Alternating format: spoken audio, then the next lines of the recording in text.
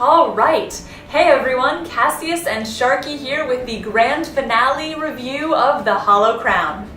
Final episode! After this, how will you have any chance to fangirl over Tom Hiddleston? Right, what was I thinking? Anyway, welcome back to our review of The Hollow Crown. This is Henry V. Hey guys, I know I was pretty excitable last week, but I've got some calming mint tea now. Let me just get my glasses on so I can see this rationally. I'm ready to reasonably discuss Henry V. Now, what scene are we...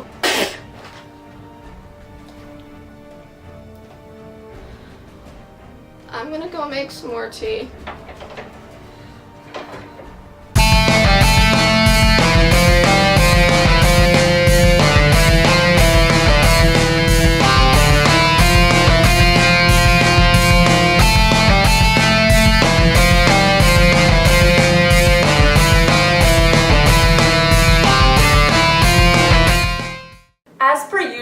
Let's jump in with a look at the set and the aesthetic. I am a pretty big fan, and it is mostly continuous with the Henry IV look, as the entire movie does pretty much pick up where the last one leaves off. Except, of course, when we go to France, where things are brighter and more colorful, generally. Kudos for making the fight a bit color-coded, with England being mostly green and France being mostly blue. France is very Richard II pretty, which explains why the leaner, meaner Lancaster king can come in and kick some ass. Especially pretty is the Duke of Orleans. Part of me just wanted him and Henry to go at it in a battle of the cheekbones, but back to the aesthetic and costumes and props and such. The men and horses on Team France are all wearing the heavy armor that proved fatal during the actual battle because of the mud. But despite showing hints of this, we never actually get to see these effects on screen. Also, the English battering ram crew was clearly trying not to break the door. One last comment here is that the score, God bless the score, has finally achieved subtlety after some very clunky usage in both Henry IV plays. Awesome, beautiful music actually added to the emotional highs here instead of just looking like a gaudy highlighter. Sounding like a gaudy highlighter. And now onto the script cut and cinematography.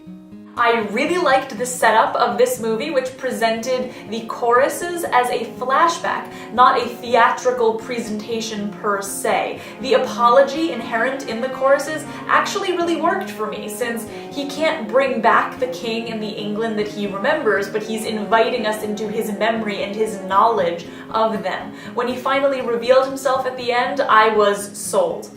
I was not. Suppose now that you see the English fleet with silken streamers the young Phoebus fanning. Dude, we can see what you're describing. There's no need to ask us to use our imagination when we are in fact being shown the events that you speak of. It also doesn't help that your diction makes it sound like we're about to find out whether a knight or a Viking would win in one-on-one combat. Suppose within the girdle of these walls are now confined two mighty monarchies, whose high upreared and abutting fronts the perilous narrow ocean parts asunder. And then the chorus, played by John Hurt, actually shows up at the end, which is out of sync with the previous episodes.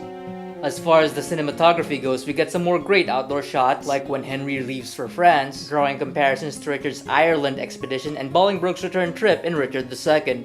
Agreed. One thing that baffled me in a half-good way was this scene. Much like the letter-writing scene in Henry IV Part 2, a seemingly unnecessary scene that may or may not have been intended as fan service. I mean, it works as fan service, but I'm not sure if the BBCers knew this, although knowing some of Thea Sharrok's opinions about the play and her star, it might well have been. He's doing fan service weaponry now? My captain, my king. Henry wouldn't have been in the ranged artillery.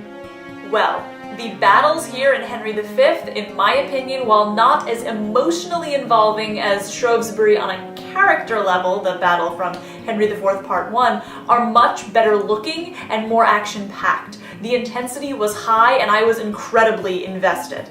Sure, but later the king ends up having trouble finding his sword handles, and he's once again unable to keep himself on a horse. Too much archery practice, not enough things he actually needs to work on practice. Quite true, though having him hacking a dummy with a sword wouldn't have been as crisp and pretty.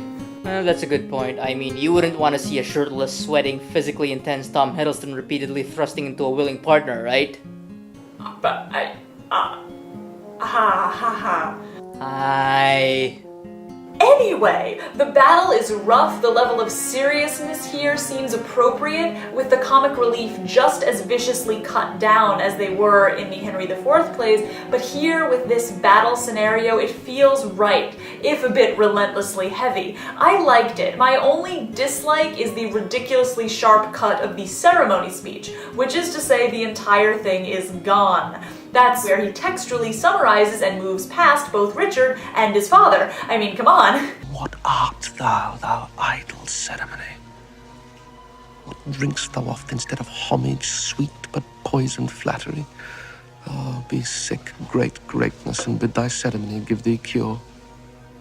Canst thou, when thou commandst the beggar's knee, command the health of it?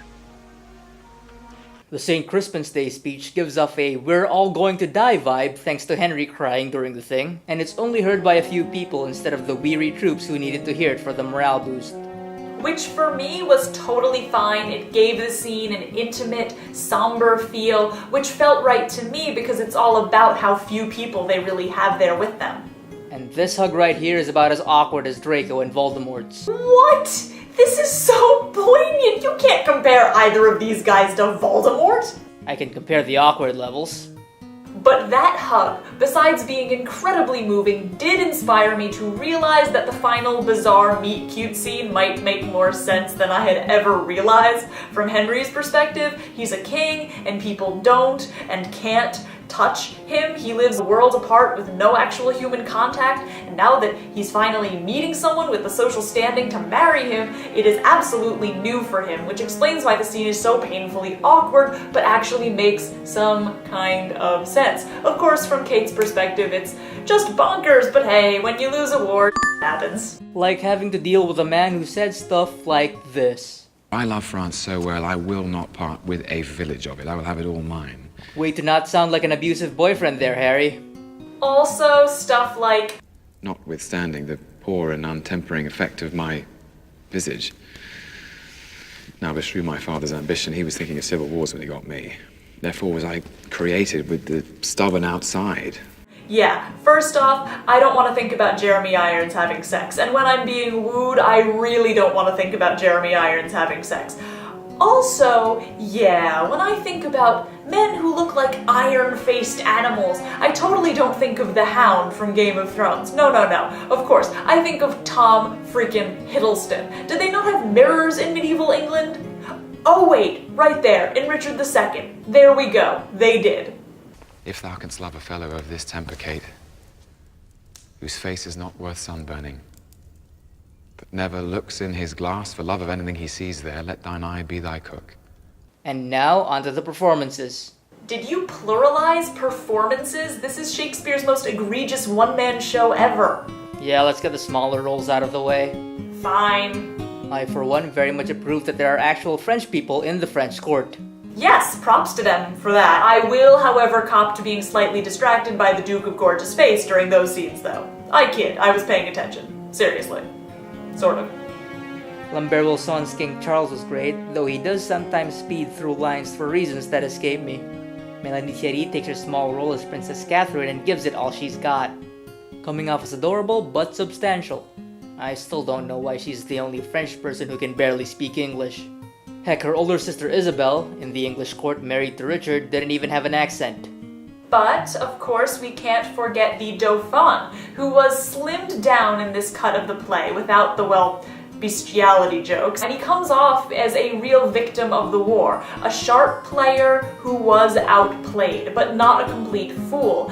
I appreciate this. He is the one who gets usurped by Henry, he's the one with the real beef, and I really liked it that he seemed very serious throughout in this portrayal by Edward Akron.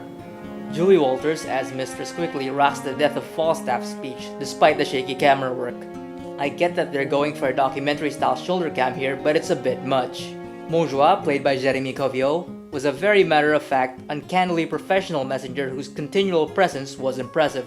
The doomed Duke of York, played by Patterson Joseph, gave a sweet, if obviously emotionally manipulative performance, but that's hardly his fault. My one issue with him is another Richard II thing. This is the same guy, historically, as the Duke of Aumerle from Richard II, who the Hollow Crown chose to make a main character that I certainly recall.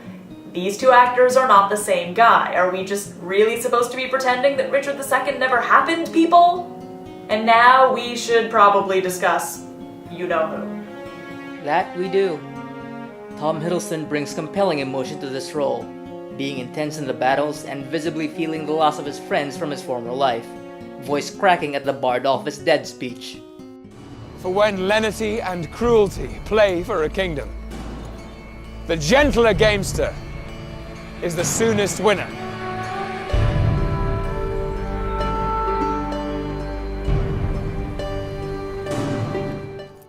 I find Henry V a tough play and a tough character to get into, but Tom Hiddleston really made me care. This is the intense prince, swept into power by forces beyond his control that the text makes me want to see, but is almost always swept away by the unfeeling, too awesome warrior king. The war, for me, is almost incidental. The plot is that God helps him, whatever. The character study of Henry is more interesting, and Hiddleston just brings it here and makes that character study front and central here. And then, of course, he dies.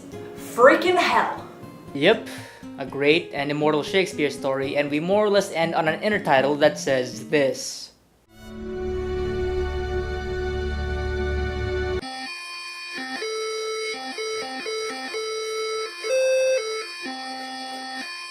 I know, right? But yeah, I just wanted to hug the chorus and tell him it was all gonna be okay in the end, but seeing as he's just lived through the reign of Henry VI, things are definitely not okay. Nope.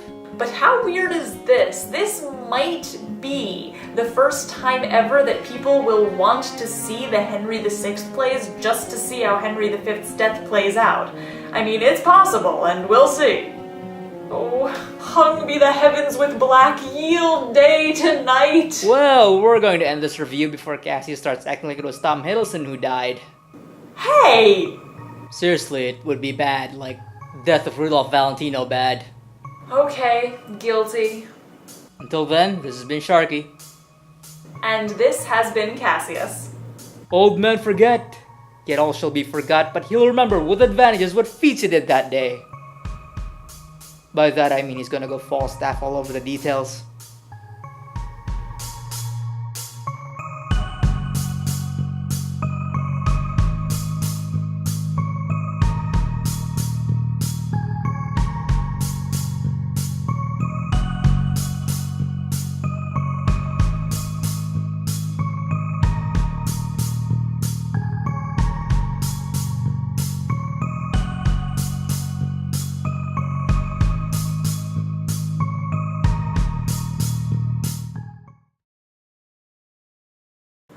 What do I have to look forward to now? I've been living for this since March.